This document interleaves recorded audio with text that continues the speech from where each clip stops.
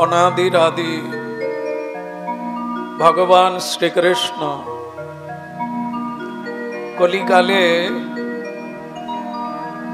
যিনি রাধা কৃষ্ণ মিলিত তনু হয়ে শ্রী গৌরাঙ্গ হলেন, সেই পরমেশ্বর ভগবান এবং তদ্ভক্তবৃন্দের পাদ পদ্মে প্রণাম নিবেদন করছি।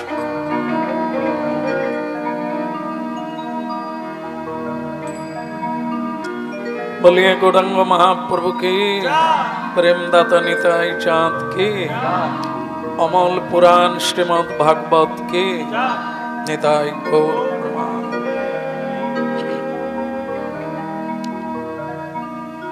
কলিকালের ভগবান হচ্ছেন গৌরাঙ্গ মহাপ্রভু। ভগবান সর্বযুগে একবার করে আসেন না, বারবার করে আসেন। এই কারণে আসেন, আমরা প্রত্যেকেই তারই শ্রেষ্ঠ জীব। এতে চাংশ কলা পুংস কৃষ্ণস্তু ভগবান স্বয়ং। সেই স্বয়ং ভগবান বিশ্ব সৃষ্টি করেছে, জীব সৃষ্টি করেছে, আর সেই জীবের শিক্ষা, তাদের স্থিতি মানে রক্ষা, আবার তাদের প্রলয় করতে হবে। মানে তাদের জন্ম যখন দেওয়া হয়েছে, তাদের আবার মৃত্যুটাও দিতে হবে, এটাও ভগবানের দায়িত্বের মধ্যে আছে। আমরা মনে করি না মরাটাই ভালো। কি বলেন, মরা ভালো না বেঁচে থাকা ভালো? তাহলে আর ঔষধ দোকান থাকবে না। কেউ মরতে চায় না, সবাই বাঁচতে চায়, কিন্তু বেঁচে থাকার একটা সময় আছে। বলছেন বেশি দিন বাঁচা ভালো না। যেমন আর কাজ করতে পারেন না, খেতে পারেন না, কিন্তু বিছানায় শুয়ে শুয়ে বেঁচে আছেন, এ বাঁচার কি মূল্য আছে? শুধুই সকলে বলবে যারা কাজ করবে, কবে যে মরবে, এদিক ওদিক হবে বুঝতে পারি না, আর কোথাও যাওয়াও যায় না, কাজও করা যায় না। তাই জন্য অল্প আয়ুও ভালো নয়, আর বেশি আয়ু ভালো নয়। মাঝখানে যেটুকু দরকার, যে কাজের জন্য মনুষ্য জীবন, সেটা হয়ে গেলে বাস। খেয়ে যদি আনন্দ হতো, তাহলে মানুষের অনেক উপার্জন আছে, তা খেয়ে আনন্দ পেতেন। খেয়েও আনন্দ হয় না, এটা মানুষ প্রমাণ করে নিয়েছে।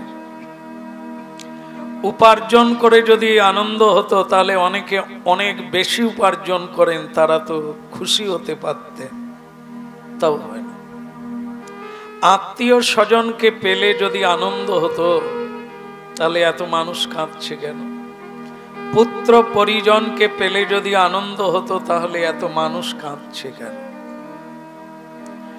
আসল কথা হচ্ছে, আমরা এই জায়গাটাতেই অজ্ঞানত হয়ে আছি যে এগুলি আমাদের জন্য নয়।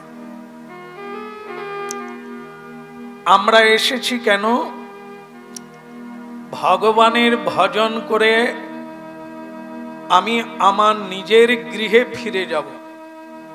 আমার গৃহ হচ্ছে আনন্দ লোকে, ভগবত লোকে, যেখানে শুধু আনন্দময়, যেখানে ঋষি মুনি আছেন, কেউ আনজন নাই, সবাই শ্রীকৃষ্ণ ভজন করে।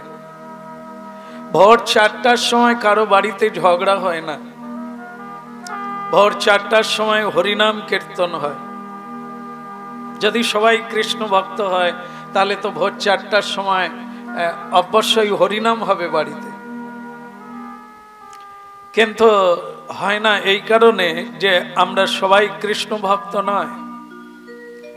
এই জন্য মায়ার সংসারে যারা আছেন, তারা মায়া দেবীর আবশ্যকতায়, অর্থাৎ মায়াদেবী যাদের বশীভূত করেছেন, মায়ায় যারা আকৃষ্ট হয়েছেন, তারা সকালবেলা উঠেই ঝগড়া করে, নাই নাই করে, দাও দাও করে, হলো না এসব করে। আর কৃষ্ণ ভক্ত যারা দিব্য জ্ঞানে উন্নীত হতে পেরেছেন তারা ভোরবেলা উঠেই ভগবানের কীর্তন করেন। জয় জয় রাধা মাধব জয় জয় কুঞ্জ বিহারী জয় জয় রাধা মাধব জয় জয় কুঞ্জ বিহারী জয় জয় রাধা মাধব জয় জয় কুঞ্জ বিহারী জয় জয় রাধা মাধব জয় জয় কুঞ্জ বিহারী গোপী জন বল্লভ গিরিবর ধারী গোপী জন বল্লভ গিরিবর ধারী গোপী জন বল্লভ গিরিবর ধারী গোপী জন বল্লভ গিরিবর ধারী জয় জয় রাধা মাধব জয় জয় কুঞ্জ বিহারী জয় জয় রাধা মাধব জয় জয় কুঞ্জ বিহারী জয় জয় রাধা মাধব জয় জয় কুঞ্জ বিহারী জয় জয় রাধা মাধব জয় জয় কুঞ্জ বিহারী রাধে রাধে রাধে রাধে রাধে রাধে রাধে রাধে শ্রী রাধে শ্রী রাধে শ্রী রাধে শ্রী রাধে শ্রী রাধে শ্রী রাধে শ্রী রাধে শ্রী রাধে শ্রী রাধে।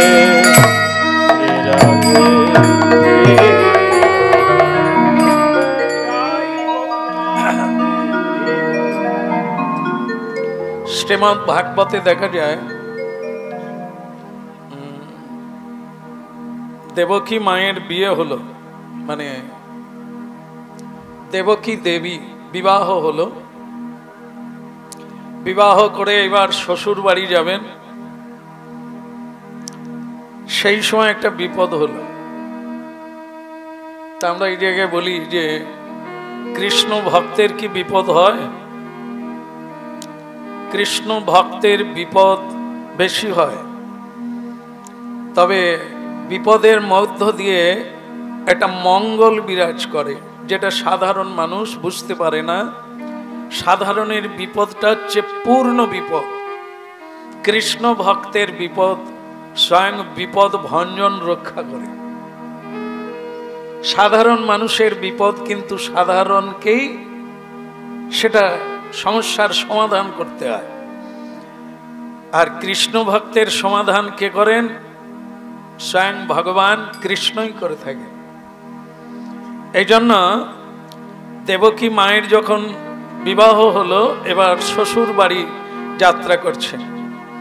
তো সেই শ্বশুর বাড়ি যাত্রা করতে করতে সেখানে একটা আনন্দের খবর ছিল।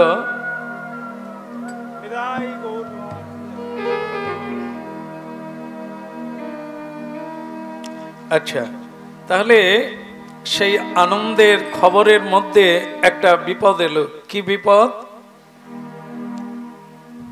দৈববাণী শোনা গেল। তার একটা দেবকী মায়ের জানেন রথ চালিয়েছিলেন কে? স্বয়ং কংস।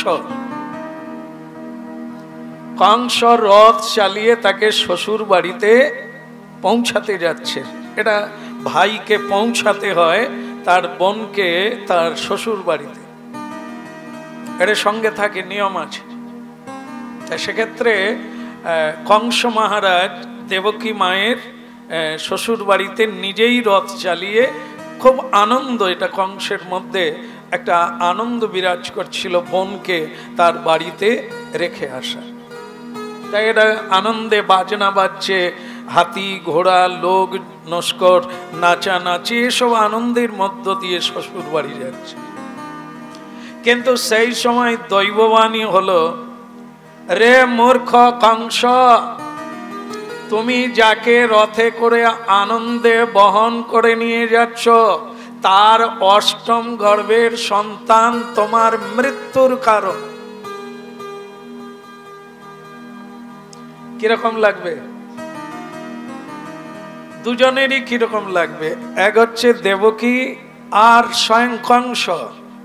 সে শোনার পরেই রথ থামিয়ে দিল। আরে বাবা বা, কি বলছে? কারা বলছে? কে বলছে? দৈব মানে দেবতারা বলছে। দেবতারা মিথ্যে কথা বলে না। দেবতা যারা হন তারা কোথায় থাকেন? তাদের চরণ মানে তারা কোনোদিন মাটিতে পা দেয় না। দেবতা যে মানুষ সারা জীবন সত্য কথা বলবে তারও মাটিতে পা লাগবে না, এরকম মানুষ ছিলেন। তিনি হচ্ছেন যুধিষ্ঠির মহারাজ। তিনি যে রথে চড়তেন সেই রথ মানে 4 ইঞ্চি ওপরে থাকতেন।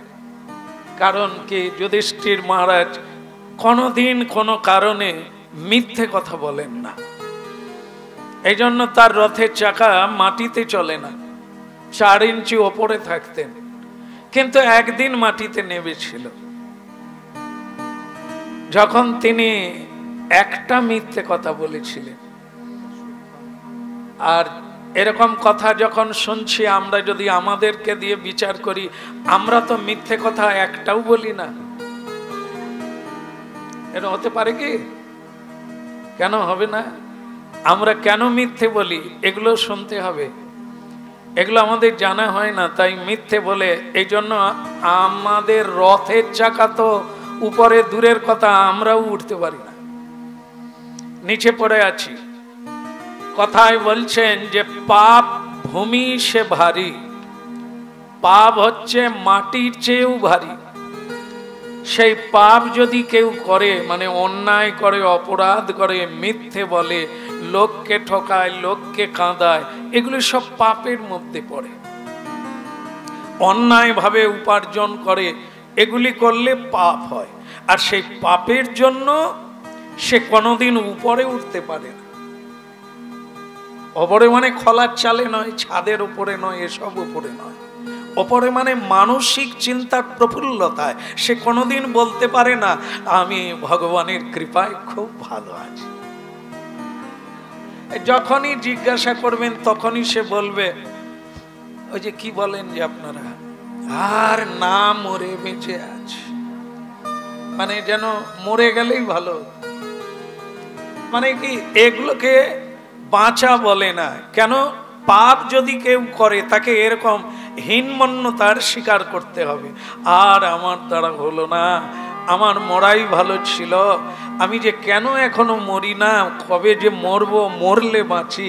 এগুলো তারাই বলে যারা মহাপাপী, যারা মায়া কর্তৃক আকৃষ্ট। আর যারা মায়া মুক্ত তারা এসব বলে না। ভগবান রেখেছে তাই আছি, যেদিন তুলে নেবেন জয়নি তাই। মানুষ নিজে মরতেও পারে না, মানুষ নিজে বাঁচতেও পারে না, তিনি রেখেছেন তাই আছে। আর তিনি যখন মনে করবেন যে আর আমার দ্বারা কাজ হচ্ছে না, চলো তোমায় তুলে নি, বাস তুলে নেবেন জয়নি তাই।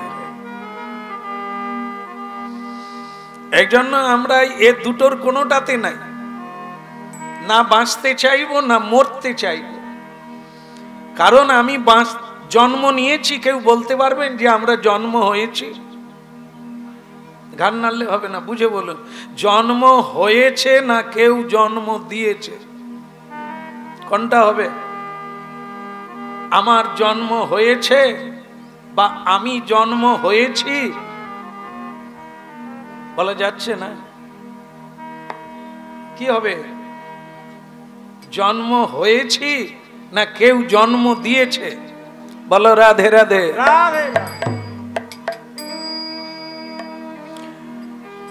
কোনটা হবে? জন্ম কেউ হই না, আমাদের হাতে ওটা। আমি জন্ম হতে পারবো? জন্ম দিয়েছেন, তাহলে সেটা কে? মা। নিশ্চয়ই আপনারা বলেন না সন্তানের কাছে, ওরে তোকে কত কষ্ট করে ধরেছি রে।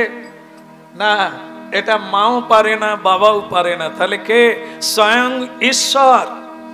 তিনি জন্ম দিয়েছেন, তাই আমি জন্ম হয়েছি। তিনি যদি জন্ম না দেন তাহলে এত মানুষ সন্তান পায় না কেন? মানুষ যদি জন্ম দিতে পারতেন আর হতে পারতেন তাহলে তো খুব সোজা ব্যাপার হয়ে যেত। এই জন্য স্বয়ং ঈশ্বরের কাজ এটা। তিনি জন্ম দেন, তিনি রক্ষা করেন, আবার তিনি ধ্বংস করেন, সেখানেও কারো হাত নাই।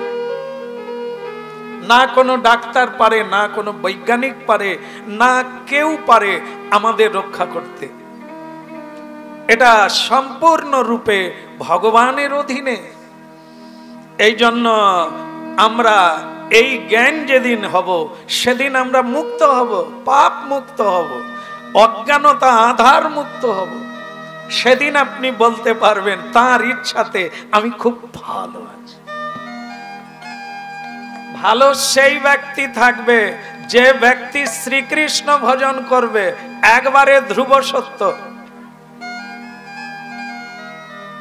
এ বিশ্ব সংসারে একটা মানুষ পাওয়া যাবে না যিনি শ্রীকৃষ্ণ ভজন করেন না, তিনি বলবেন আমি ভালো আছি। একজনও মানুষ পাওয়া যাবে না, স্বয়ং দেবতাকেও পাওয়া যাবে না যে উনি বলবেন আমি ভালো আছি, শ্রীকৃষ্ণ ভজন করেন না। শুধু শ্রীকৃষ্ণ তত্ত্ববেত্তা, শ্রীকৃষ্ণ চরণে শরণাগতি ব্যক্তি বলেন ভগবানের কৃপায় আমি ভালো আছি। একদম সত্য, একদম সত্য। আর না হলে আমরা অকারণে এরকম হব জীবন্তে মরা, বেঁচে থেকেও মরে আছি, যন্ত্রণায় যন্ত্রণায় দগ্ধীভূত, কেঁদে কেঁদে জল শুকিয়ে গেল, যেন দুঃখই আমার জীবন ভরা। কি যে অপরাধ করেছি আমি জানি না। আপনি কি করে জানবেন আপনার কি রোগ হয়েছে? আপনি তো ডাক্তারের কাছেই যান না, সাধুর কাছে যান। মধ্যস্থ শ্রী ভাগবত পুরাণ আপনার দুঃখের কারণ কি ভাগবত বলে দেবে। কেন আপনার দুঃখ, সেখানে কি বলা হয়েছে? কে আমি আপনি জানেননি কেন? আপনি কে? কৃষ্ণ দাস। কর্তব্য কি? কৃষ্ণ সেবা। আপনার যন্ত্রণা কেন? কৃষ্ণ সেবা করেন না বলে। দেখেন, মানুষ ঝগড়া করার সময় পায়, মানুষ গল্প করার সময় পায়, কিন্তু সকালবেলা উঠে ভগবানের একটু পুজো পাঠ করবেন, একটু হাতে তালি দিয়ে কীর্তন করবেন, তিনি সময় পান না। তার দুঃখ কে কেড়ে নেবে পৃথিবীতে? তাকেই তো কাঁদতে হবে। কৃষ্ণহীন জীবন, ভক্তিহীন জীবন, ভজনহীন জীবন অকৃতজ্ঞতার প্রমাণ। যিনি আমাকে জন্ম দিলেন, যিনি আমাকে রক্ষা করছেন, যিনি আমাকে ধ্বংস করবেন, সেই স্বয়ং প্রভুকে জানলাম না, সেই মালিককে জানলাম না, বাকি জেনে আমার লাভ কি হলো? যারা আমাকে রক্ষা করতে পারে না, যারা আমার দুঃখ মোচন করতে পারে না, আমরা তাদেরকেই জেনেছি, ঈশ্বরকে জানি নাই। এই রহস্যটা জানি নাই, কার দ্বারা পৃথিবী আছে, কার দ্বারা সূর্য উঠছে, কার দ্বারা বাতাস বইছে। আমরা এমনই অজ্ঞান, এমনই অকৃতজ্ঞ। এই জন্য আপনারা শুনছেন দৈববাণী, দেবতার বাণী। কংসকে কি সম্বোধন করলেন পণ্ডিত? কি বললেন? মূর্খ। তা কংস তো মূর্খ ছিলেন না, বিশাল পণ্ডিত মানুষ, ভীষণ পড়াশোনা করেছেন, তবে তো রাজা হতে পারেন। রাজনীতি তো সবাই করতে পারে না, মূর্খের বুদ্ধি কম, মোটামুটি খাবো ঘুমাবো আর কি, এই তো এই তো। কিন্তু পণ্ডিত ব্যক্তি সূক্ষ্ম বুদ্ধি, বহু চিন্তা করেন, বহু ভাবেন, বহু জনকে নিয়ে পরিচালনা করতে পারেন, বহু কিছু করতে পারেন। সেটা ছিলেন প্রজ্ঞাবান কংস। তা তিনি মূর্খ ছিলেন না, কিন্তু দৈববাণী স্বয়ং ভগবান তাকে মূর্খ সম্বোধন করলেন। কেন কি তাকে জানাচ্ছেন যে তুমি এমন একজন মূর্খ, মৃত্যুকে টেনে নিয়ে যাচ্ছ। তুমি যাকে আনন্দ করে কোলে করে নিয়ে যাচ্ছ, রথে করে নিয়ে যাচ্ছ, সে তোমার মৃত্যুর কারণ। তোমার ভগ্নীর গর্ভে যে সন্তান আসবে অষ্টম বারে, মানে 8টা ছেলের বেলা যে ছেলে আসবে, সে তোমার মৃত্যুর কারণ হবে। এ মূর্খ! দেখেন তাহলে কি করবে? কংস চিন্তা করলো, আরে জানলাম যখন আর এক পাও এগোবো না, আর এক পাও এগোনো যাবে না, মৃত্যুর কাঁটাটা তুলে দিতে হবে। একবার বলা যাবে রাধে? এইখানে একটা মূর্খের পরিচয় এসে গেল। সেটা কি? মৃত্যুর কাঁটা উপড়ে দিতে হবে। মানে কি? দেবকীকে কি করা যায়? হ্যাঁ, দেবকীকে বিনাশ করে দিলেই তো কাজ মিটে গেল। তাহলে একটাও সন্তান আসবে না, অষ্টম গর্ভেও আসবে না। বলো আচ্ছা, এইবার যারা ভাগবত কথা শুনছেন কিনা? রাধে রাধে বলুন।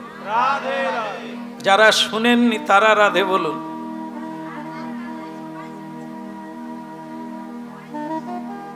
আচ্ছা ঠিক আছে, যারা হরিবল বলেননি তারা হাত তুলে বলুন। সকলে হাত তুললেন, আপনারা কি হরিবল বলেননি? ঠিক আছে, প্রমাণ হলো, কই বাত নাই। তাহলে প্রমাণ কি? আমরা ভাগবত কথা শুনে কি শিখব? না, কংস তৎপর হয়ে গেলেন, মৃত্যু আমার যেন না হয়, মৃত্যুর কাঁটা উপড়ে দিতে হবে। আমরাও তো পারি যে আমরা কোনোদিন মরবো না। একটা মরার কারণ কি যদি জানতে পারি, সেটা বন্ধ করে দেব? আসলে এটাই জানা নেই। কংস তবুও ভাগ্য ভালো, তাকে দৈববাণীতে জানিয়ে দিল সে কিসে মরবে। কিন্তু আমাদের তো দৈববাণী হয়নি। কে বলবে তুমি জলে ডুবে মরবে, গলায় দড়ি দিয়ে মরবে, বিষ খেয়ে মরবে, কি গাড়ি চাপায়, এটা তো জানিনি। জানলে একজনকে জ্যোতিষ আচার্য বলে দিয়েছে তুমি জলে ডুবে মরবে, সে আর স্নানই করেনি। আর ছেলেদেরকে বলছে তোরা পুকুর বন্ধ কর, পুকুর বন্ধ কর, আমি মরে যাব, তোর বাপ মরে যাবে, তোরা দেখবি, পুকুর বন্ধ কর। সামনে পুকুর ছিল, বন্ধ করে দিল। স্নান করা বন্ধ করে দিল। জল আনলে ছাদে দাঁড়িয়ে স্নান করে, মরে যাবে তো। যদি তার জলে মৃত্যু থাকে, আটকাতে পারবে? একদিন আবার জ্যোতিষী এলো, এসে বলছেন যাক আপনি তো মৃত্যু কাটিয়ে নিয়েছেন, আরে বেঁচে আছেন, আপনার মৃত্যু ছিল আগের বছরে জলে ডুবে। যে অমূল্য কথা চলছে, এর মূল্যই বোঝে নাই, কি করে তাকে সমাদর করবে? আমরা মূল্য বুঝি কিসের? বিষের। যেটা খেলে, যার সঙ্গ করলে, যে কথা শুনলে যন্ত্রণা আরো বাড়বে, আমরা সেই বিষের সঙ্গে সংযুক্ত আছি, অমৃতের সঙ্গে সংযুক্ত না। এই জন্য জগতে দুঃখ কেউ নেবে না। বলো ভগবান নৃসিংহদেব কি।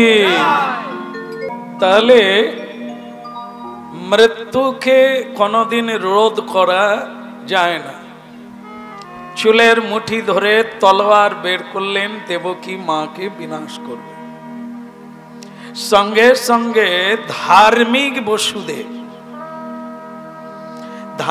বসুদেব জানলেন যে নিজের সামনে একটা অন্যায় করছে, তার প্রতিবাদ করা দরকার। বললেন যে দাদা, আপনাকে আমি পণ্ডিত বলে জানতাম, খুব জ্ঞানী বলে জানতাম, কিন্তু আপনার কাজ দেখে মনে হয় আপনি একজন মূর্খ ছাড়া আর কিছু না। তাহলে কেন? আমার মূর্খর পরিচয় কি? তোমার পত্নীর গর্ভে আমার মৃত্যুর শত্রু বসে আছে। বলে, মনে করুন দেবকীর অষ্টম গর্ভের সন্তান আপনাকে মারল না, তা আপনি মরবেন না বাঁচবেন? কি হবে? তাহলে আপনি অযথা এই একটা শুভ দিনে, যেদিন কারো বিয়ে হয়, যেদিন কেউ শ্বশুর বাড়ি যায়, কারো বাড়িতে পুজো পাঠ হয়, এটা আনন্দের দিন, সেই দিনে কাউকে কেউ দুঃখ দেয়, আপনি হত্যা করবেন বলছেন, তা আবার নারী হত্যা। সবচাইতে বড় অন্যায় হচ্ছে নারী হত্যা, মাতৃ হত্যা, ব্রহ্ম হত্যা। তা আপনি সেটা করতে যাচ্ছেন।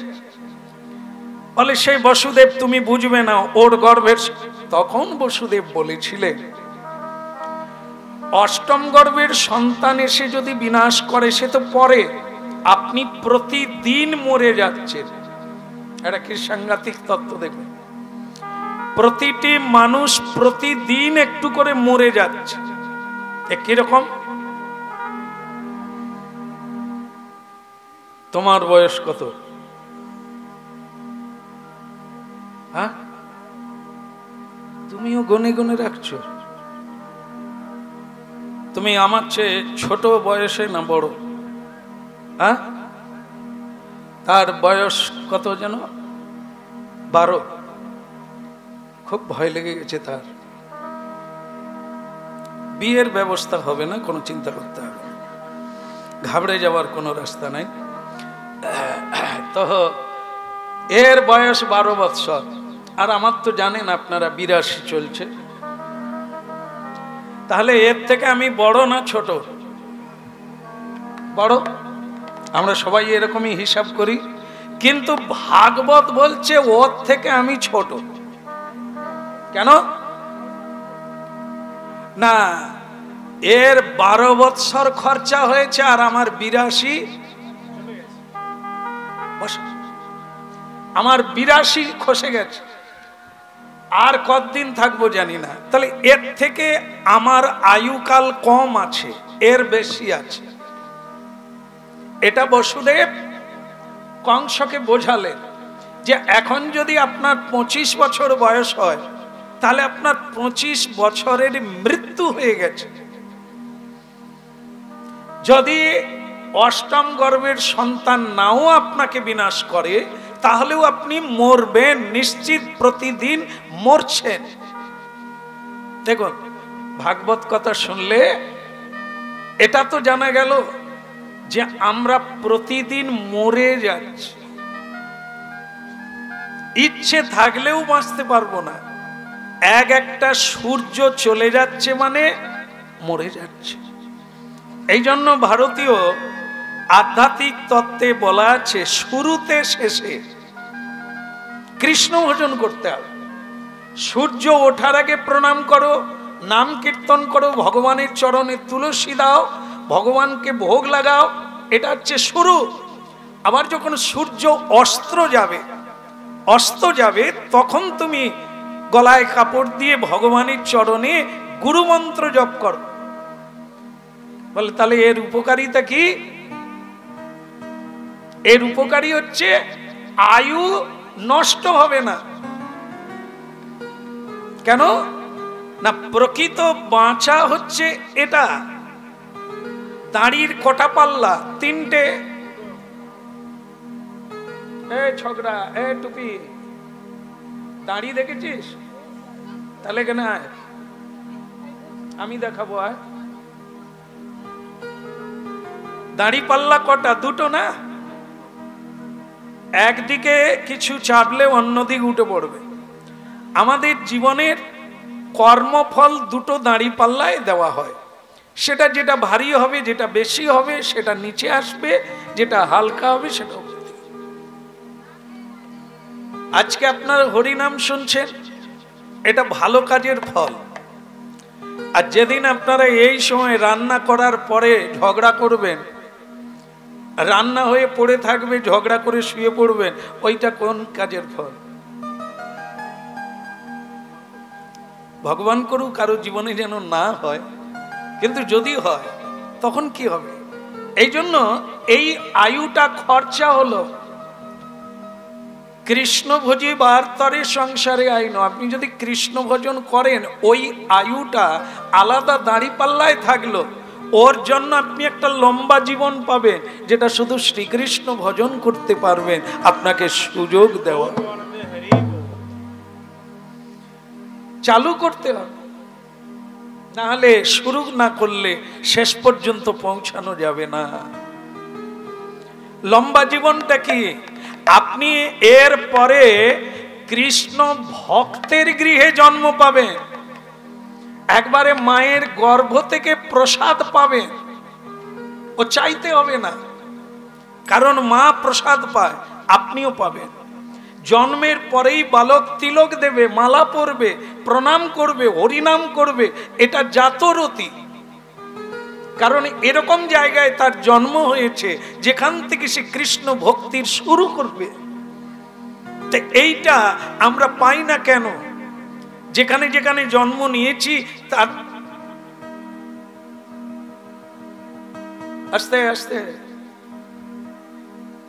যেখানে জন্ম নিয়েছি সেখানে হরিভজন নাই, কৃষ্ণ ভজন নাই। সকাল থেকেই চিৎকার চেঁচামেচি হয়, নাই আর নাই। এটা তো দুর্ভাগ্য নিয়ে জন্ম নিয়েছি। এটা ওদের কারো দোষ নয়, সমাজের দোষ নয়, সংসারের দোষ নয়, দোষ তো আমার। সংসারে কেউ না জানুক আমি কেন সাধু সঙ্গ করি না, আমি কেন অসৎ সঙ্গ করি, এটা তো আমার দোষ। আমার জীবন আমাকেই মুক্ত করতে হবে, আমি ছাড়া আমাকে কেউ মুক্ত করতে পারবে না। আমরা যেগুলো জিনিসের প্রতি ধাবিত হই সেটা আমরা বুঝতে পারি না। কংস কেন বাঁচতে চাইছে? তার নিজের বাবাকে জেলখানায় বন্দী করে রেখে দিয়েছে, আর তার সম্পত্তি ভোগ করছে স্বয়ং কংস ছেলে। সম্পত্তির উপরে যার লোভ, অর্থের উপরে যার লোভ, সে নৃশংস। জীবে দয়া নামে রুচি, সর্বধর্মসার। যার কারো প্রতি মায়া নেই, দয়া নেই, কান্না নেই, ক্ষমা নেই, ও তো নির্দয়, নিষ্ঠুর, নিরোদয়, হিংসাশী প্রাণী। যে কাউকে কাঁদাতে সামান্য চিন্তা করে না, সে তো কংস। সে বাঁচার চেষ্টা করছে, তাকে এত তত্ত্ব বলা হলো যে তুমি এমনিতেই মরে যাচ্ছ, বাঁচার চেষ্টা করলেও তুমি বাঁচতে পারবে না, একমাত্র শ্রীকৃষ্ণ ভজন করলে তোমার ওটাই মৃত্যু দিন নয়, আনন্দের দিন। বলো রাধে রাধে। রাধে রাধে। এক গুরু শিষ্যকে নিয়ে রাস্তায় যাচ্ছে, বলো রাধে রাধে।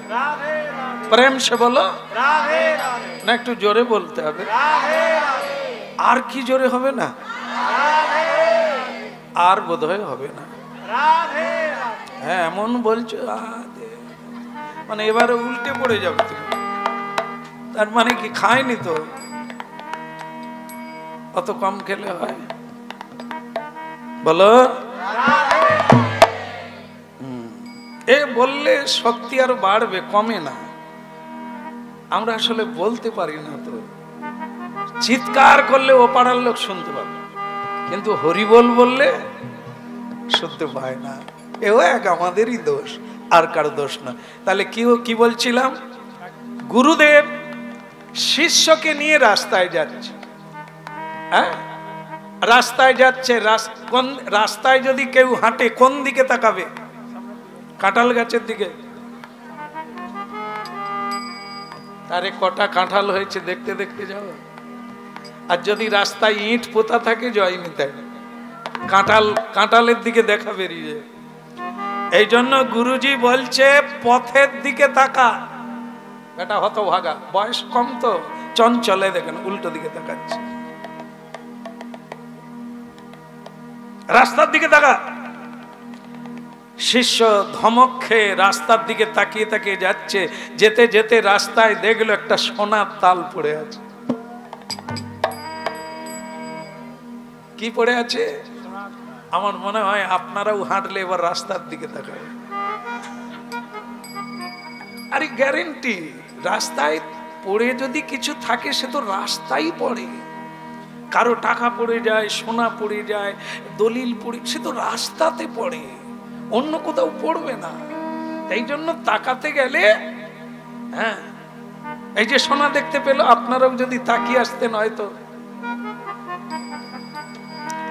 শিষ্য তখন বলছে, গুরুজি ক্যা বাত ক্যা বাত, আপনি ভাগ্যিস বলেছিলেন রাস্তার দিকে তাকা। তবে হাত দেয়নি, গুরু না বলা পর্যন্ত দিতে পারে না, ঢাই করে লাগিয়ে দেবে। এই জন্য বলছেন, গুরুজি তাহলে এটা গুড়িয়ে নি, তুলে নি। গুরুজি বলছে, কি ওটা? বলে এটা সোনার তাল। বলে যেখানে আছে, যে যার পড়ে আছে থাক, তুই তোর রাস্তা, আর ওদিকে তাকাসনি, যা আছে যেখানে আছে সেখানে থাক, তুই চল।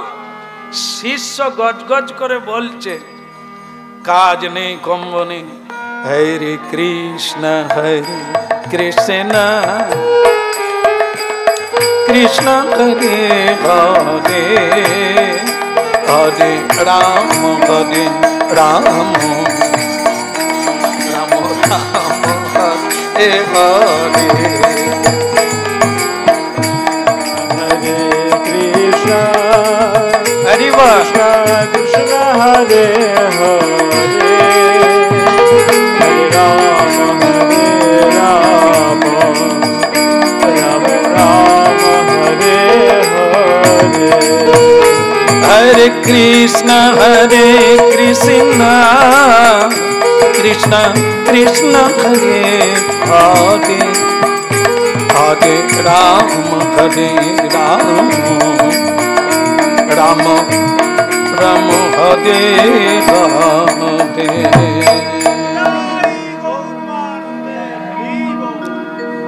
শিষ্য গজ গজ করে বলছে, গুরুদেবের বয়স হয়ে গেছে, তো বুদ্ধি লোপ পেয়ে গেছে, এত দামি জিনিস কেউ ছাড়ে? শিষ্য নিল না। গুরুদেব সোনাটাকে ডিঙিয়ে গিয়ে একটা গাছের তলায় দুজনে বসলো। গুরু শিষ্য, বস, একটু বস, জিরিয়ে নি, আবার যাব। হঠাৎ দেখে দুটো ছেলে আসছে ওই রাস্তায়, যে রাস্তায় কি পড়ে আছে যেন, সোনা পড়ে আছে। দুটো ছেলে আসছে। শিষ্যটা খালি বলছে, গুরুজি ওই গেল, ওই নিল, মানে কি ওই গুড়িয়ে নিবে। গুরুদেব এখনো বলুন, আমি যাই ছুটতে গিয়ে নিয়ে আসি। গুরুজি বলে, চুপ করে বস, কারো লাগলে নিবে, তোকে নিতে হবে না, তোর লাগবে না। হ্যাঁ, বলো রাধে রাধে রাধে। সেই দুটো ছেলে অন্য কেউ নয়, তারা হচ্ছে দুই ভাই। দুই ভাই, খুব মিল, রাজ্যটা, কেউ কাউকে ছেড়ে খায় না, ছেড়ে ঘুমায় না, কেউ কোথাও ছেড়ে যায় না। ভাই ভাই একবারে, মানে কি বলবো, ভীষণ জুটি। তো সেই ভাই ভাই কি করলো, ওই সোনাটা দেখতে পেল, রাস্তায় একটা সোনার তাল পড়ে আছে। দুজনে আমরা কি করব, কিভাবে ভাগ করব? তো তখন দু ভাইয়ে ঠিক করলো, সোনার তালটা হাফ হাফ করব। কি, অর্ধেক অর্ধেক করব, আর তুমি অর্ধেক পাবে, আমিও অর্ধেক পেয়ে যাব, কোনো সমস্যা হবে না। শ্রীকৃষ্ণ গোবিন্দ হরে মুরারে, হে নাথ নারায়ণ বাসুদেবা। কৃষ্ণ গোবিন্দ হরে নাথ নারায়ণ বাসুদেবা। শ্রীকৃষ্ণ গোবিন্দ হরে মুরারে, হে নাথ নারায়ণ বাসুদেবা। কৃষ্ণ গোবিন্দ হরে মুরারে, হে নাথ নারায়ণ বাসুদেবা। শ্রীকৃষ্ণ গোবিন্দ হরে মুরারে, হে নাথ নারায়ণ বাসুদেবা। শ্রীকৃষ্ণ গোবিন্দ হরে মুরারে, হে নাথ নারায়ণ বাসুদেবা। হে নাথ নারায়ণ বাসুদেবা, হে নাথ নারায়ণ বাসুদেবা, হে নাথ নারায়ণ বাসুদেবা, হে নাথ নারায়ণ বাসুদেবা।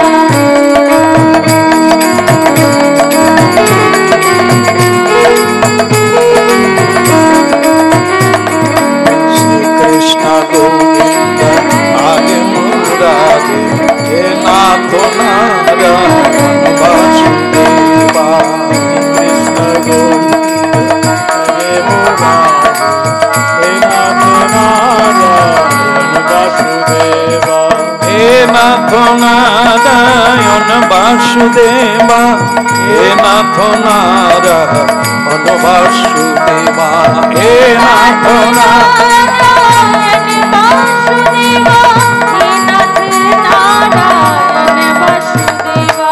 শ্রীকৃষ্ণ গোবিন্দ আগে মুরারি, হে নাথ নারায়ণ বাসুদেব। তো বলিয়ে রাধে রাধে। আচ্ছা, কি কথা হচ্ছিল মনে আছে? সোনা হাব হাব করব। আমরা দুই ভাইয়ে সোনাটাকে হাব হাব করব। এই গল্পটা কেন বলা হচ্ছে না, এই প্রবৃত্তির সঙ্গে কংসের প্রবৃত্তির মিল আছে।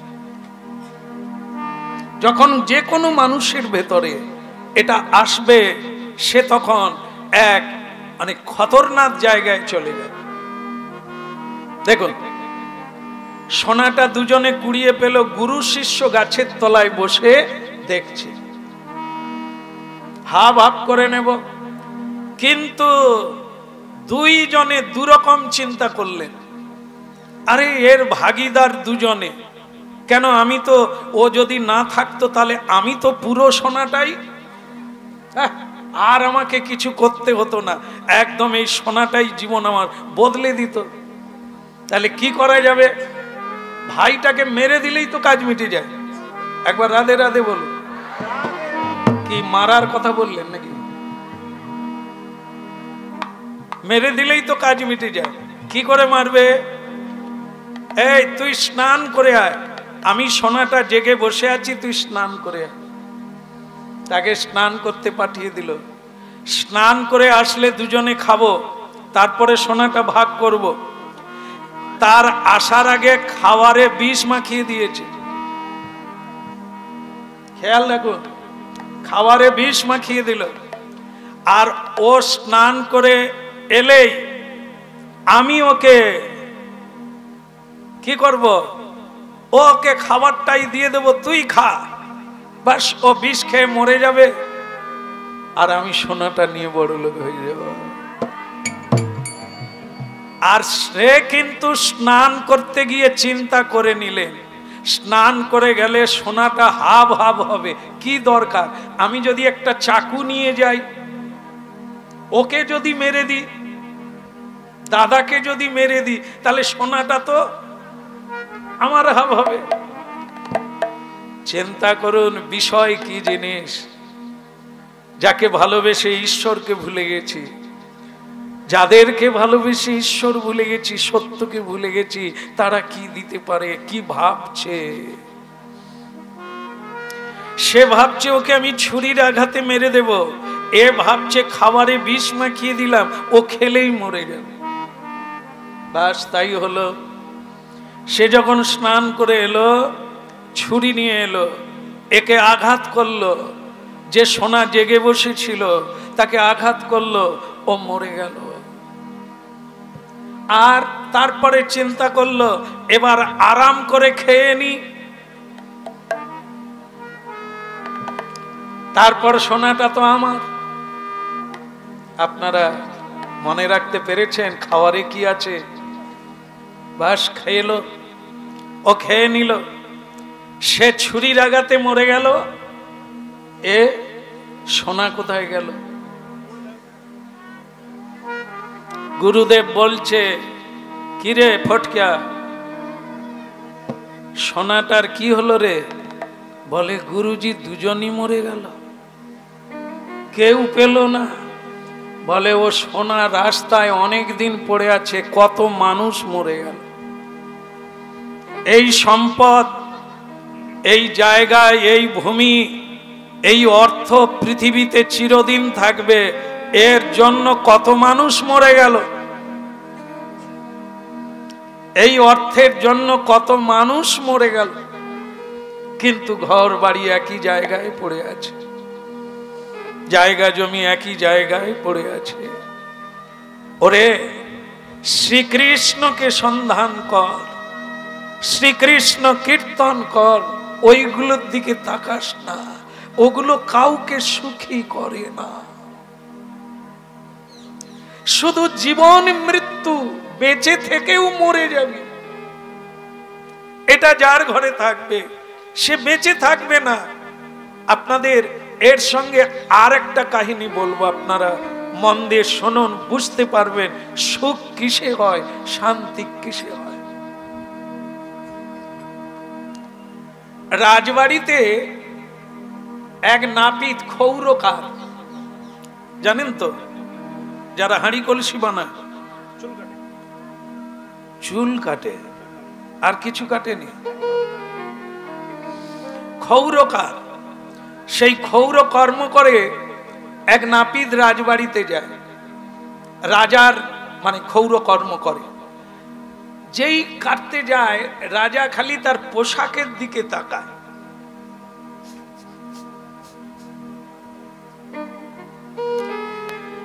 তা বলে, হ্যাঁ রে, তোকে যে আমি এত মায়না দিই, তোর পোশাক বদল হয়নি কেন? তোকে তো আমি ভালো মায়না দিই। সে তখন বলে, আর বাবু, বাচ্চা কাচ্চা নিয়ে জীবন যাপন কুলোয় না, কোন রকমে টেনে চলি, ভালো জামা কাপড় পরতে পারি না। তো তখন রাজা বলে, খাজাঞ্চি সাহেব, এর মায়নাটা বাড়িয়ে দেবেন তো, আরো বাড়িয়ে দেবেন। ঠিক আছে, আরো মায়না বাড়িয়ে দিল। সে কি করলো জানে? সে বাড়িতে নিয়ে গিয়ে স্ত্রীর সঙ্গে আলোচনা করলো, কোনো ভালো খাওয়াও যাবে না, ভালো পরাও যাবে না, সব রেখে দে, জমিয়ে রেখে দে। জমাতে জমাতে বাড়তে লাগলো। রাজা খালি বলে, কিরে তোর মায়না বাড়িয়ে দেয়নি? বলে, বাবু দিলে কি হবে, ছেলে মেয়েরা বড় হচ্ছে, লেখাপড়া করছে, আর কুল হচ্ছে না, এই মায়না আরো বাড়িয়ে দে তো। নাপিতের মায়না যত বাড়ায়, তার কাপড় চুপড় তত ছিঁড়ে যাচ্ছে, কোনো উন্নতি হয় না। মাথায় তেল নাই, পেটে ভাত নাই, যেন চোখ টোক ভিতরে ঢুকে যাচ্ছে। রাজা একদিন রেগে বলে, হ্যাঁ রে হতভাগা, তুই কি 7 ঘোড়া ধন পেয়েছিস নাকি? তাকে কি বললো, তুই কি 7 ঘোড়া ধন পেয়েছিস নাকি? সে বলে, বাবা 7 ঘোড়াটা কি? সে তুই বুঝবি না, তোকে যত টাকা দিই তুই কোথায় যাস, তোর কি হয়, তোর কোনো উন্নতি দেখতে পাই না, তোর অবনতি হয়ে যাচ্ছে। বলে, আচ্ছা বাবু মহারাজ, আমি এবার ভালো জামা কাপড় পরবো, আজকের মতো ছেড়ে দেন, আর কাজটা ছাড়াবেন না। চলে গেল। রাস্তায় যেতে যেতে জঙ্গলের ভেতর দিয়ে দুঃখ করে করে যাচ্ছে। ভাবলাম টাকা পয়সার মালিক হব, একদিন রাজা হব, এ মহারাজ আমাকে রাজা হতে দিবে না, খরচা করাবে।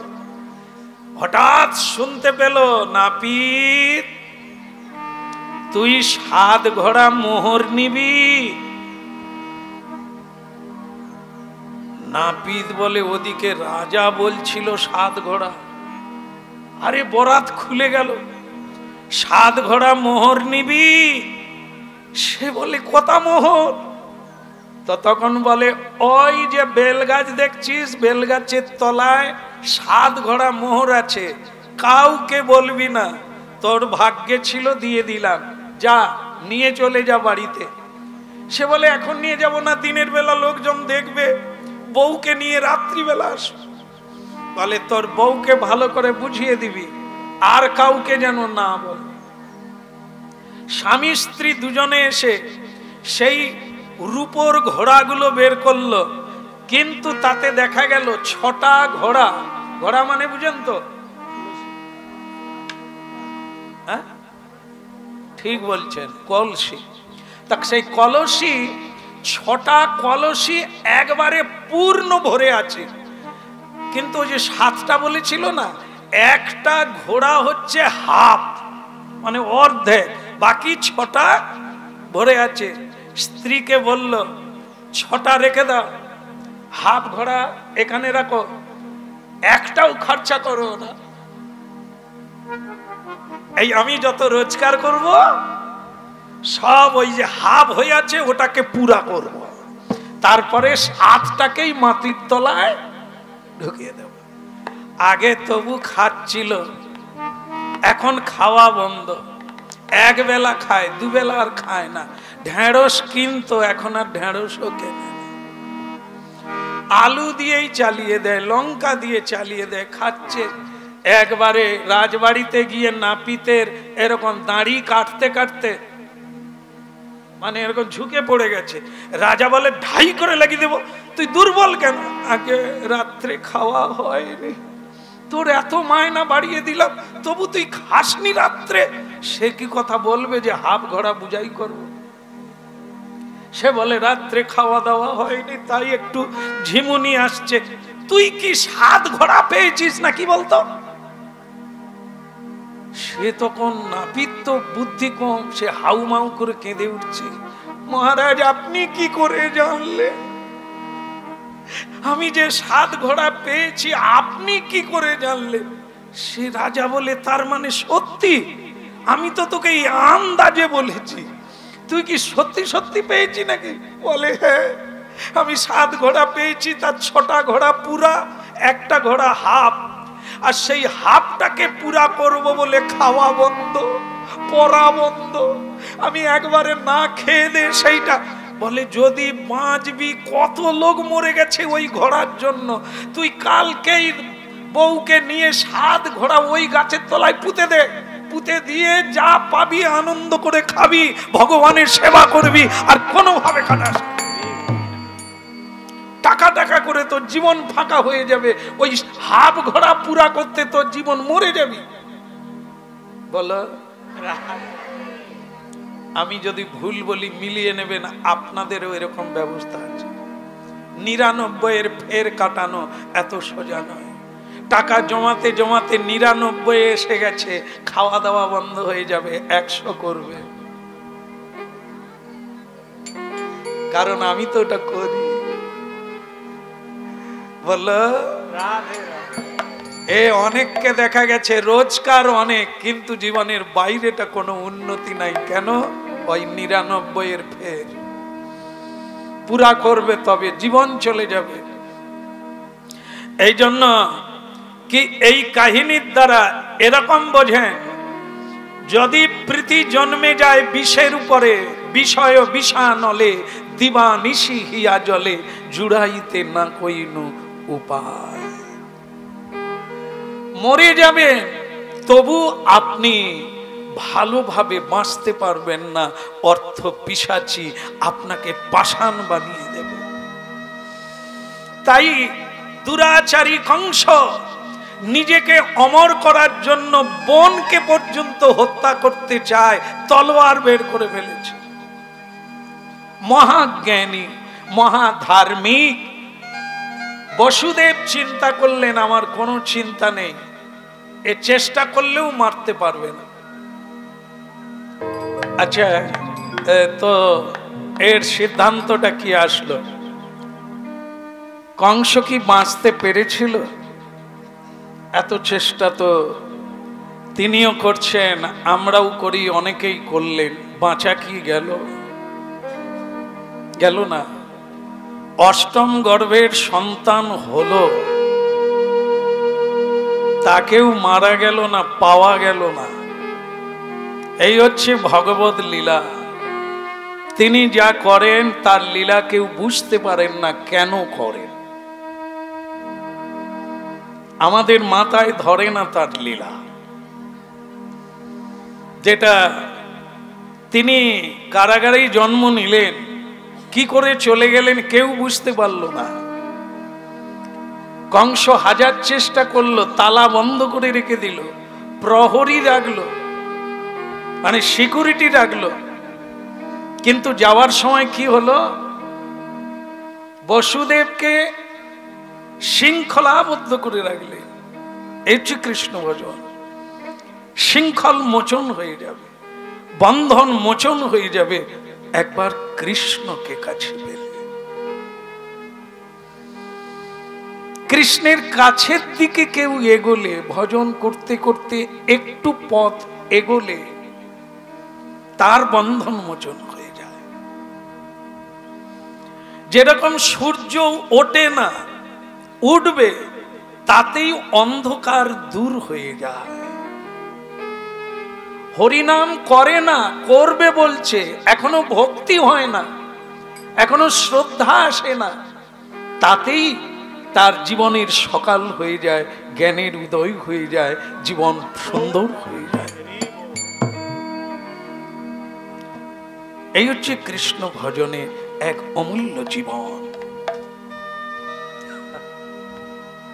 বসুদেব কংস মারতে চাইছে, বসুদেব হাসছে।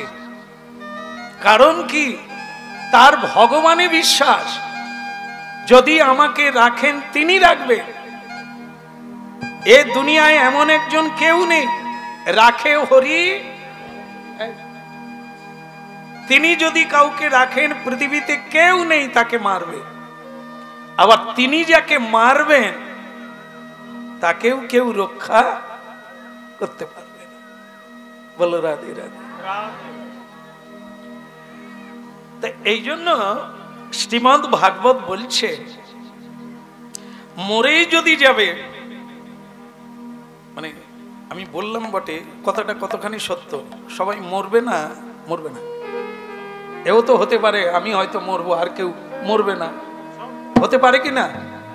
সবাই মরবে, তাহলে আমার আনন্দ হয়। কেন বলুন তো? আবার এক জায়গায় যাব, আবার হরি বল বলবো, নিতাই গৌর। আর নাহলে আমি একা মরে যাব, অন্ধকারে গিয়ে বসে থাকবো, ভাগবত কে শুনবে? কে? বলো রাধে রাধে। আচ্ছা, সবাই মরবে এটা জানা গেল। এখন ভাগবত বলছে, সেই যদি মরে যাবে, ছাই পাঁশ কেন খাবে?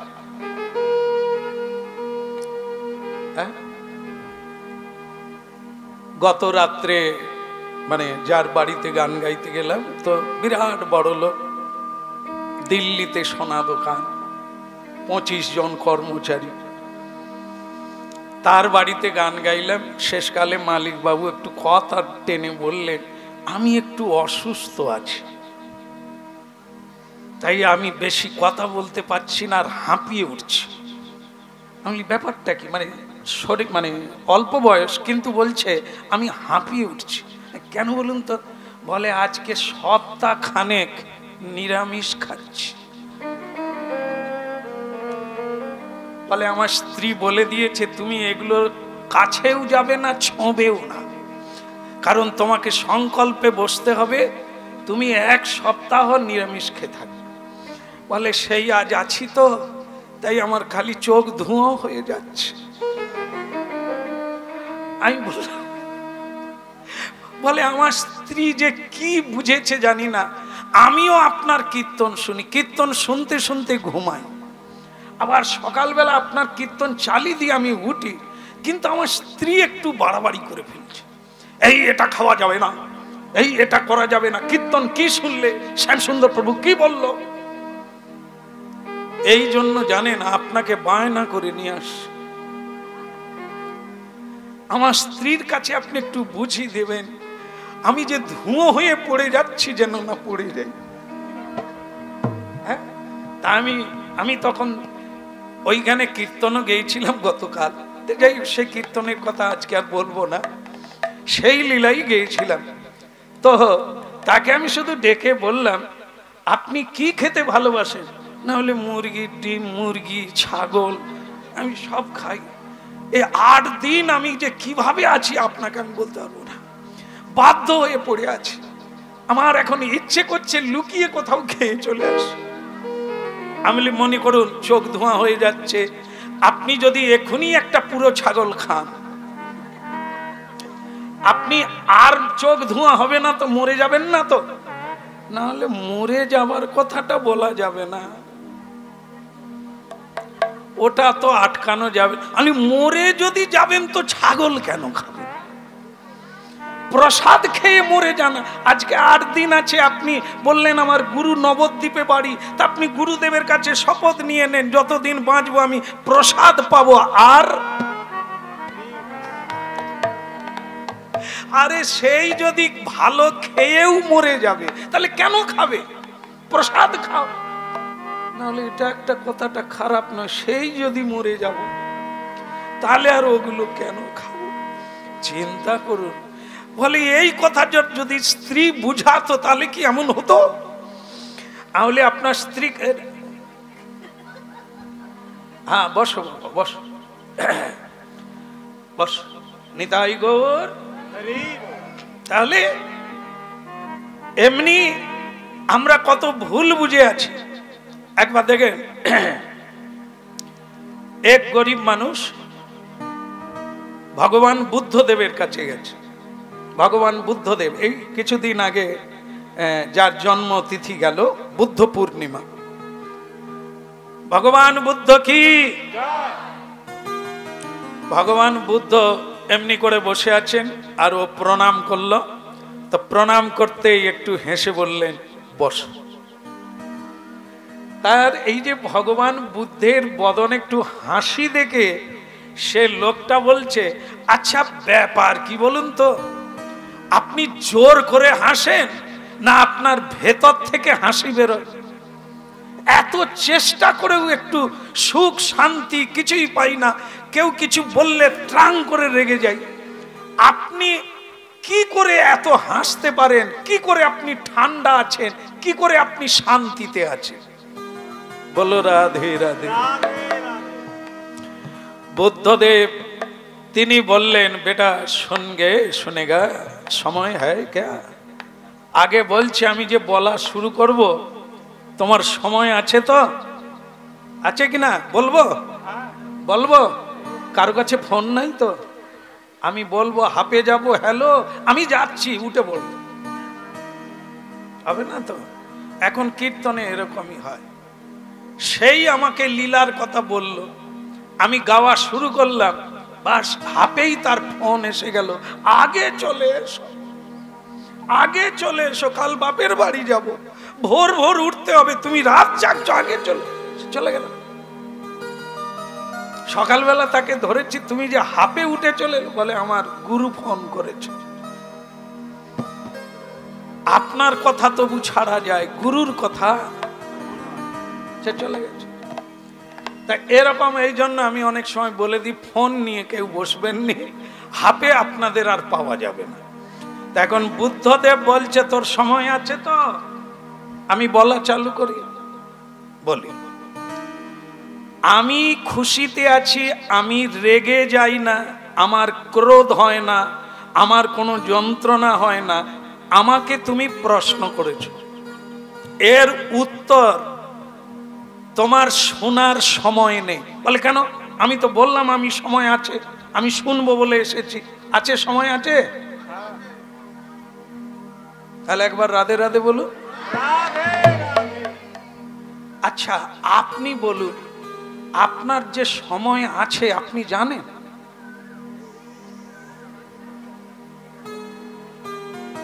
আপনি বলে দিলেন ফাটাং করে, 1 সেকেন্ড থাকবেন কিনা আপনি জানেন?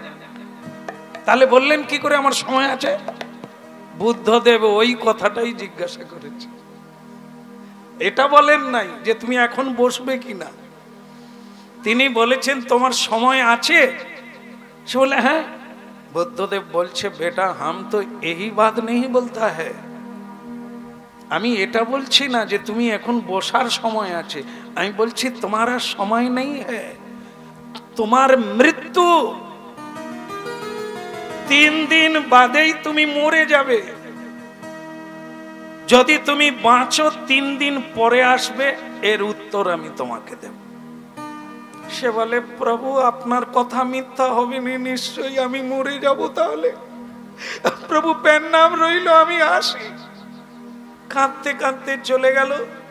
বাড়িতে মিটিং করলো, সবাই চলে এসো গো, কাজ টাজ পরে হবে, চলে এসো। ছেলে, বৌমা, স্ত্রী, আত্মীয় স্বজন সব এসে গেল। কি হয়েছে?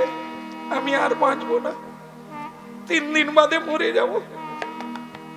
তা কি হয়েছে? কে বললো তুমি মরে যাবে? স্বয়ং ভগবান বুদ্ধর সঙ্গে দেখা হয়েছিল। তিনি আমাকে বললেন আমার সময় নাই, আমার মৃত্যু হবে 3 দিন পরে। জায়গায় উকিল ডাকো, উকিল ডাকো, উকিল ডাকো, জায়গা জমি আমি লিখে দিই, তোদের হয়ে যাক। পাস বই আছে, তোমার নামে নমিনি করে দিয়েছি, চিন্তা করো না।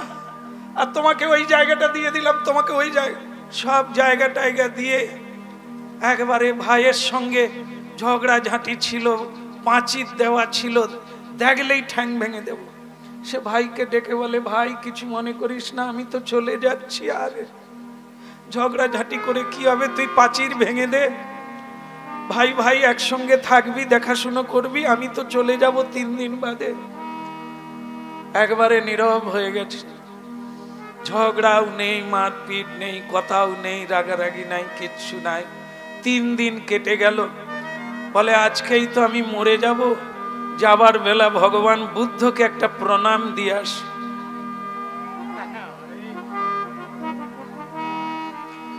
ভগবান বুদ্ধকে গিয়ে প্রণাম দিলেন।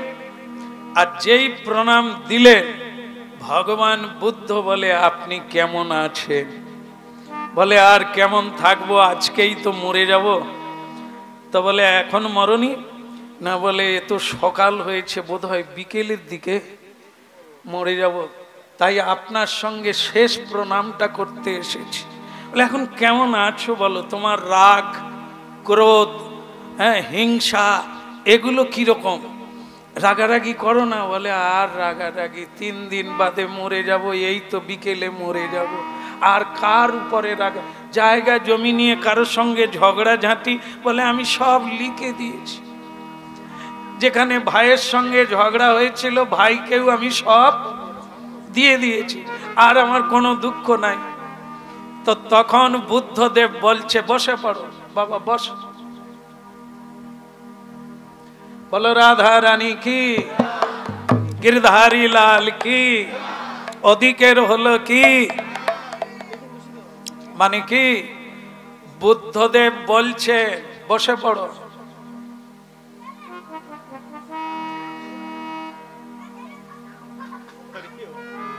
যেটা বলছিলাম সেটা নয়। কি বললেন? আমি তোমাকে কি বলেছিলাম? 3 দিন বাদে মরে যাবে। এখন তোমাকে কি উত্তরটা দেব? তুমি কি প্রশ্ন করে এসেছিলে 3 দিন আগে? তুমি তাড়াতাড়ি রেগে যাও, আমি রাগি না।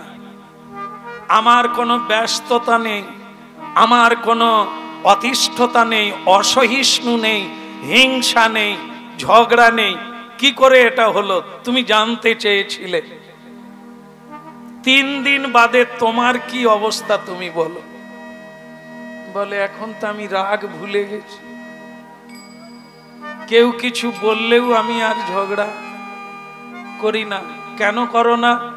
3 দিন বাদে তো মরে যাব ঝগড়া করে। আর কি উত্তর দেওয়ার লাগবে? তুমি বুঝতে পারো না এখানে যারা আছে তারাও মরবে, স্বয়ং বুদ্ধদেব মরবে। তা মরেই যখন যাব, কেন ঝগড়া করব, কেন ক্রোধ করব, কেন অন্যায় করব? মরে তো যাব, কেন রাগারাগি করব? সেই তো মরে যাব। এটাই হলো তোমার উত্তর। আসলে তুমি 3 দিন বাদে মরবে না। বলে তাহলে বুদ্ধদেবজি আপনি আমাকে 3 দিন আগেই বলে দিতে পারতেন এই ব্যাপারটা যে মরে যাবে। তুমি বুঝতে না, তোমাকে এই লীলার দ্বারা বুঝালাম, ঘটনার দ্বারা বুঝালাম। জীবনকে মানুষ না চিনতে পারলে সে কখনো স্থির হবে না, সে কখনো ধীর হবে না, সে কখনো ঈশ্বর ভজন করবে না জীবনকে না জানলে। যেদিন আমি দেখেছিলাম রাজবাড়িতে একজনাকে কাঁধে করে নিয়ে যাচ্ছে, মরে গেছে, সেই মরা দেখে আমি প্রশ্ন করেছিলাম মন্ত্রীকে, এ কে? বলে একজন মানুষ মরে গেছে, তার দেহ নিয়ে শ্মশানে যাচ্ছে। বুদ্ধদেব প্রশ্ন করেছিল মন্ত্রীকে, তাহলে আমিও এরকম একদিন মরে যাব? মন্ত্রী বলেছিল, হ্যাঁ তুমিও একদিন মরে যাবে, তোমার দেহ একদিন এরকম শ্মশানে যাবে। একজনা বৃদ্ধ লাঠি ধরে যাচ্ছে, তাকে আমি দেখেছিলাম। মন্ত্রীকে প্রশ্ন করেছিলাম, এ কে? বলে ও মানুষ। তো লাঠি ধরে কেন? মানুষ যখন কমজোরি হয়ে যায়, বৃদ্ধ হয়ে যায়, তাকে লাঠি ধরে চলতে হয়। বুদ্ধদেব বলেছিলেন, তাহলে কি আমারও গতি এই হবে? বলে হ্যাঁ, তোমারও গতি তাই হবে। একজনের রোগী রাস্তায় পড়ে আছাড় কাছাড় খেয়ে কাঁদছে, তাকে দেখে বলেছিল মন্ত্রী, এর কি হয়েছে? বলে ও রোগের জ্বালায় কাঁদছে, ও যন্ত্রণায় ছটফট করছে।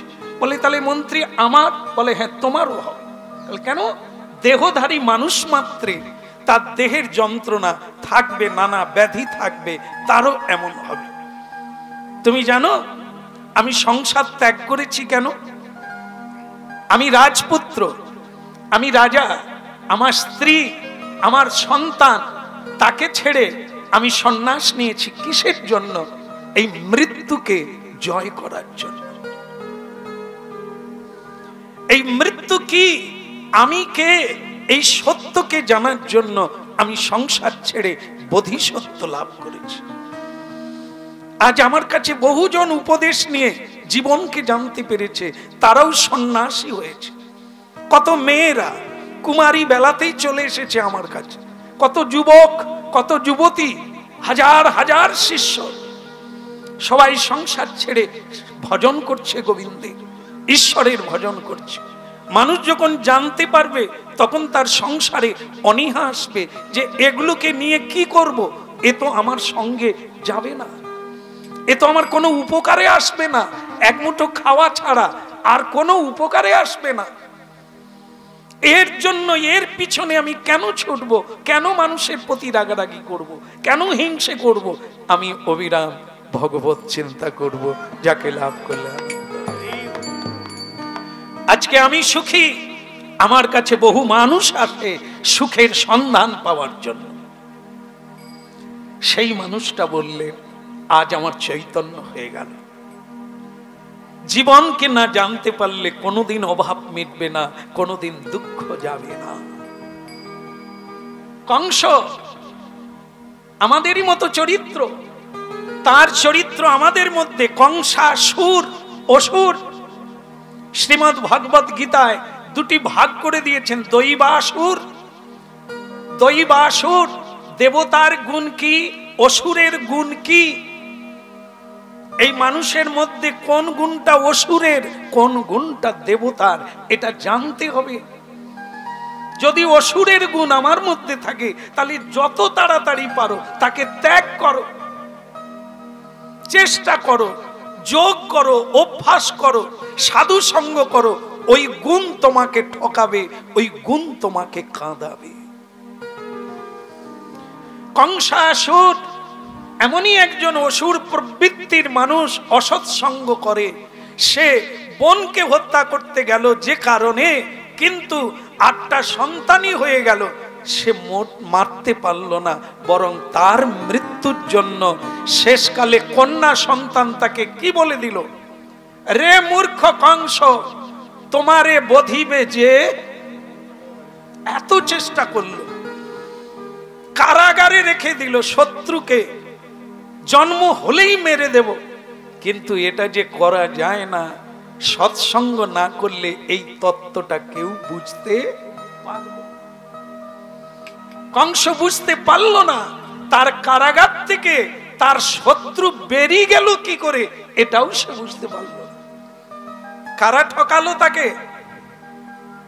বলো রাধে রাধে। কারাগারে পাহারা দিতে রেখেছিল কাদেরকে? সিকিউরিটি, প্রহরী। তাহলে কি তারা ঠকিয়েছিল? তারা ঠকিয়েছিল?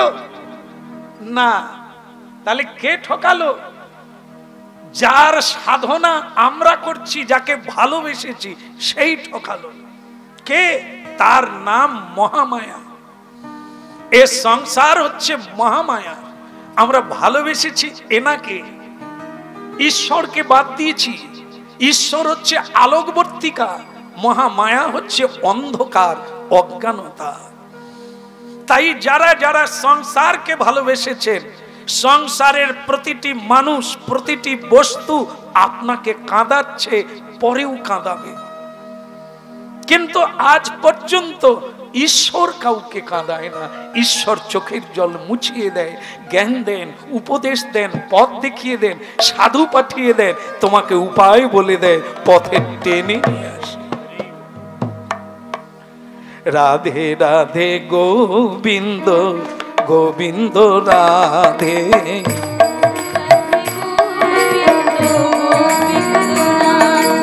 রাধে রাধে গোবিন্দ, গোবিন্দ রাধে।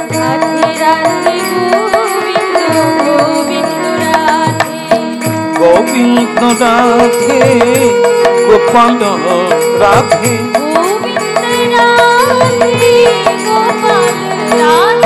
গোবিন্দ রাধে, গোপাল রাধে।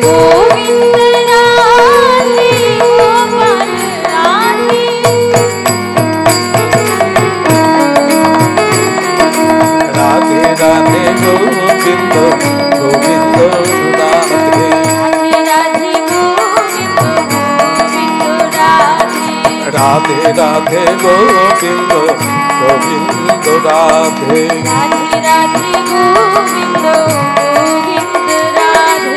গোবিন্দ রাধে।